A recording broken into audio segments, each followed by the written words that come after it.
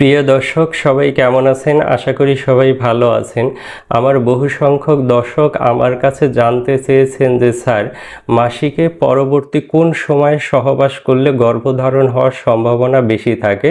তো দর্শক, আমি আপনাদের সুবিধার জন্য বলছি, যারা হিসাবটি জানেন না তাদের বলছি। আপনি মনে করুন আপনার মাসিকের ডেট প্রত্যেক মাসের 30 তারিখে হয়, সেখান থেকে আপনি 14 দিন বিয়োগ করবেন।